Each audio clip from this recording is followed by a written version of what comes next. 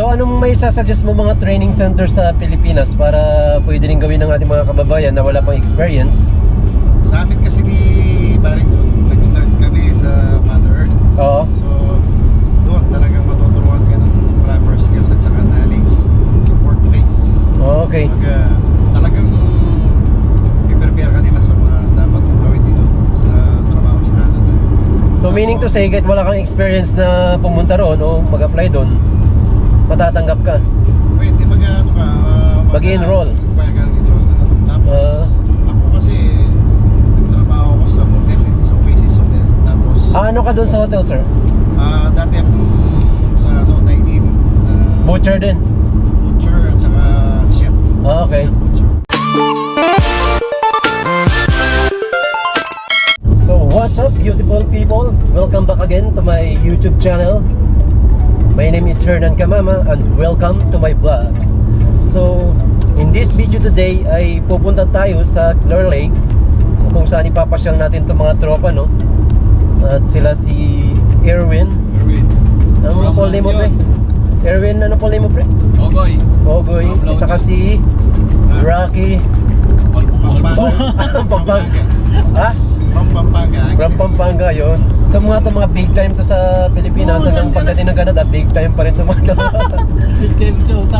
Big time sa Pilipinas, alanay na sa Canada. So yun, Canada Day ngayon. So in celebration with Canada Day, Happy Canada Day to everyone. Happy Canada Day. Lalong-lalo na sa mga aspiring butcher natin dyan na nanonood sa Pilipinas, no? So time will come, makakarating din kayo dito at may experience ninyo yung mga ginagawa namin.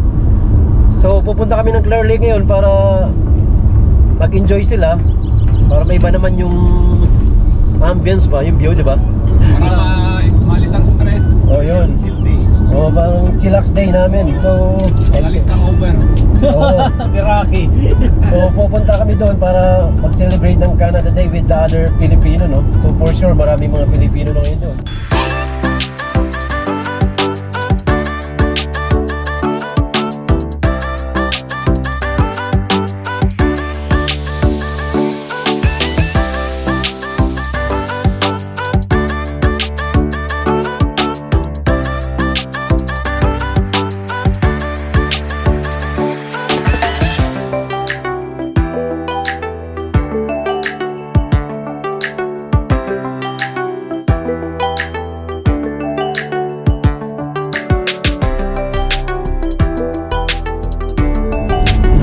Bali nag-training ka to enhance your skills, no, sa pag-butcher.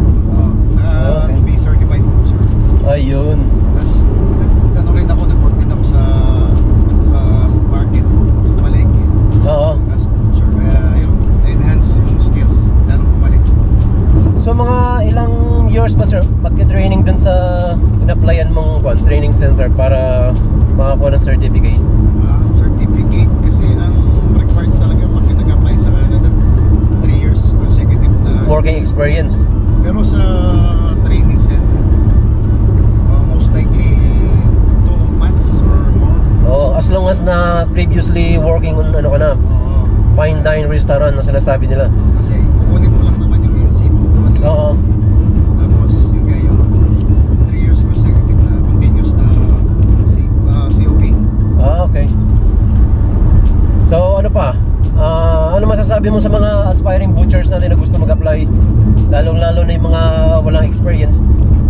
Pwede mo ba ma-share sa kanila kung saan yung location ng training center ninyo? Yun nga, sa Pampanga? Sa Pampanga, Pampanga, no? Sa Mita mo.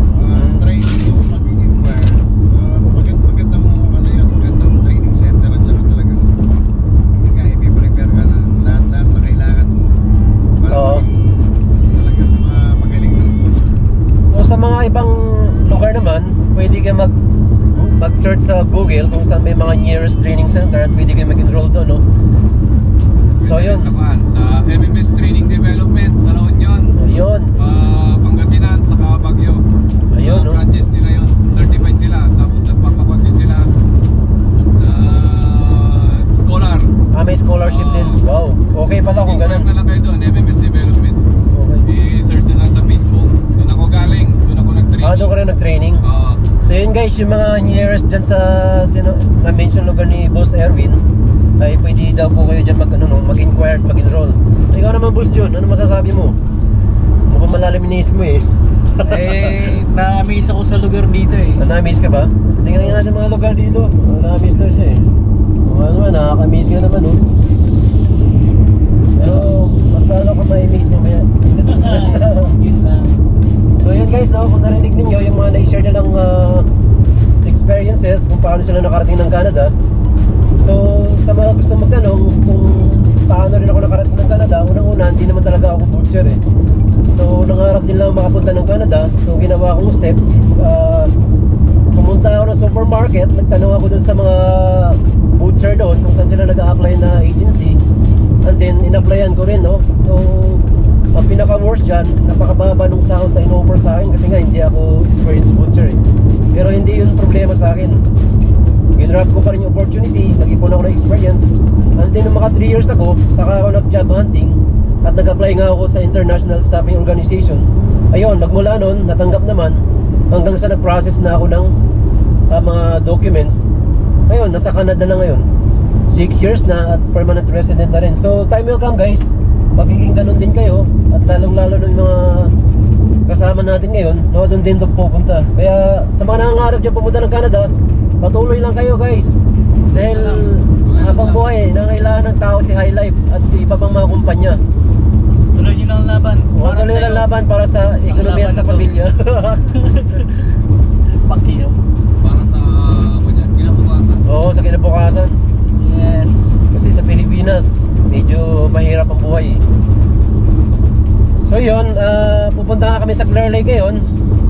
From Nipawa to Clear Lake, it's only 45 minutes to drive, no? So sa mga wala pang idea dyan, lalong-lalo sa mga bagong dating, kung plan yung pumunta dito ng weekend para mag-unwind, mag-relax, pwede rin. Open po tong beach na to for everyone at pwede kayong maligo dito. Just contact Rocky Balboa. Contact Rocky Balboa and John Los Santos. So yan guys, yun You know, ganda ng road trip mo. So medyo long drive din, pero it's only 1 hour to drive. 1 hour, 45 to 1 hour. 45 to 1 hour, depende sa takbo.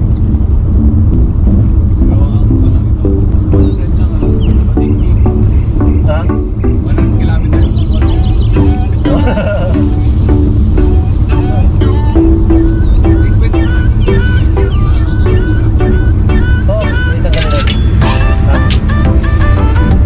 Ito pa guys, good news din sa mga working on wet market dyan. Mayroon pang isi-share si Boss Karagdagan. Rocky Balboa ba? Rocky sa inyo para additional knowledge din. So ano yun sir? Gusto nyo palang enhance at saka talagang maging magaling na butcher sa deboning, sa wet Oo. market, sa lahat-lahat, cutting. Try nyo mag-inquire sa Cheche, Dison, Install sa Oh, yun. Angeles City public market. Yun yung pinakasikat na Training center sa Stall Mart. sa training Oo. na magaling sa Angeles, Pampanga. Sa Angeles siya, okay.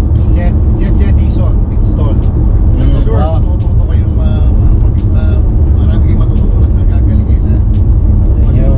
training kayo. Wala naman ano din Kaya pala. si Boss Che. Yan po yung mayari ng Cheche. Boss Cheche Dison. Si Rocky. Okay, Bayo mo si Jan Dison. Si Jan. trainer din yun doon? Ano siya, Boss Hernan, ano siya, install. Mid-stall owner. Sila yung dealer ng mga hag saka packeter sa palengke. So pwede sila mag-train doon or mag-apply as apprentice, ganun ba? Oo, pwede. Mag-ano sila, kumbaga papatutunan. Tuturuan naman sila mag-bike ng mga tao.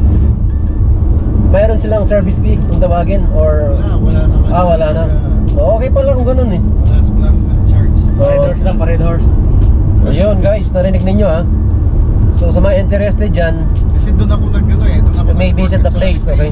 Okay. Para ma-enhance yung knowledge. So yun nga, no, dahil sa quality training, nakarating ka ng Canada, no? Oo, Galing, di ba? Big facts. So, Nangyari sa akin. highly recommended siya. So, shout out sa mga, Pilipinas. Baka may gusto kayong i-greet sa Pilipinas. Ikaw muna, Boss Rocky. Yun nga, sa mga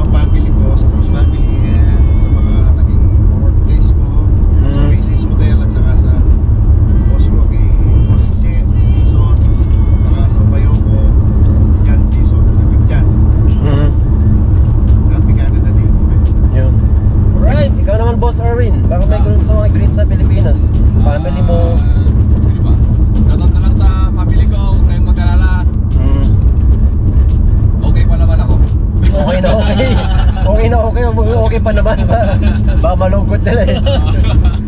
Okay. Yun, okay na okay siya dito. So, kumakahit para sa inyo. So, ikaw, Boss Jun. Shoutout. Baka may bago kayo sa shoutout eh. May bago kang isa shoutout dyan. Shoutout sa aking pamilya. Yun. Yun lang.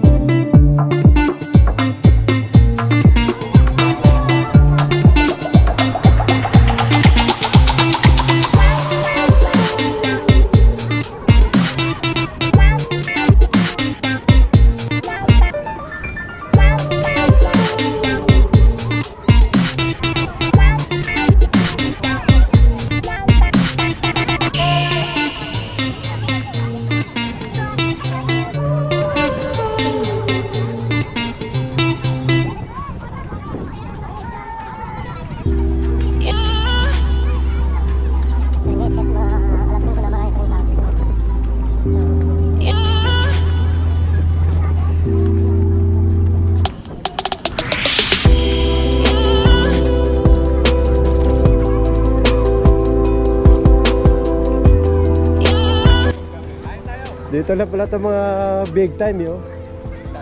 Dito pala kayo nakapesto. Ayan o. Chicha. Sige. Nak. Doon, ilang kaya namin? Oh, pizza. Ano? Tinibon na namin eh. Ito, ulam. Okay. So guys, get mga 4 feet na marami pa rin tao.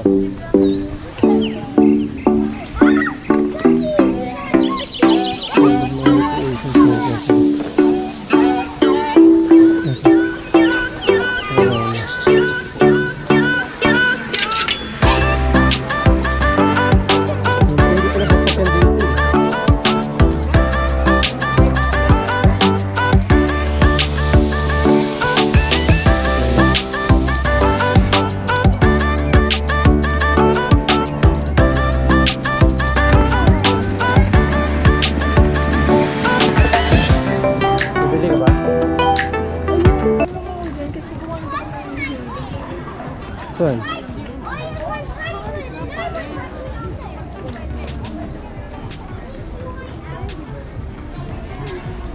Yan o, yan ang pila o.